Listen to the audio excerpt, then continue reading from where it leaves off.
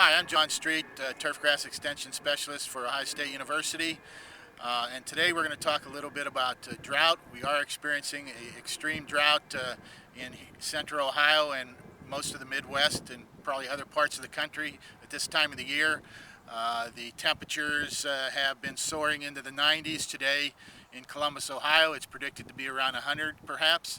And in addition to that, not only the high temperatures, but the low relative humidity is really sucking moisture out of these soils, and the wind speeds of somewhere in the range of sometimes 10 to 20 miles an hour.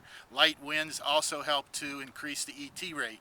So when you're talking evapotranspiration, it's the daytime temperatures, it's the relative humidity, and it's wind speed. And if you have all three of those together, you get extremely high ET rates, which result in the soil and the turf drying out more quickly.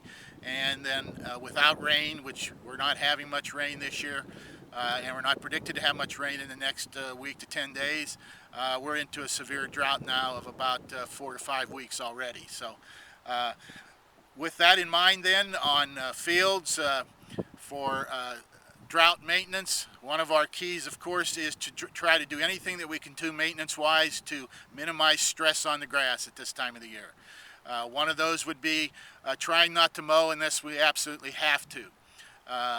Making sure that if we do mow, that we're not mowing on wilted turf, because that will cause some damage and crushing of the turf tissue in the crowns and some browning streaks as a result of that. Third would be trying not to apply fertilizer unless we absolutely have to, and if we are going to apply fertilizer, try to make it a considerable component of it slow release. So 50% or more slow release at this time of the year would be desirable if you want to fertilize. In addition to that, if you are in a situation where you can somehow access water, it would be good to try to at least water once a week at a half an inch to an inch to try to replace some of the ET moisture that's being lost. And it will also assist in the field recuperating a little better when we do get into cooler temperatures and more adequate precipitation or rainfall. So those are some of the keys. Also, pesticide application-wise, particularly with regard to herbicides, we should try to minimize any herbicide applications at this time of the year. When the grass is under stress, it's much more vulnerable to disease, and also we don't get as good a weed control with the higher temperatures. So try to minimize your pesticide applications unless you absolutely have to make them. If you're wanting to do some post-crabgrass control, try to wait till the temperatures become a little more moderate and we get a little bit of rainfall to help with the efficacy of the post-emergence herbicide.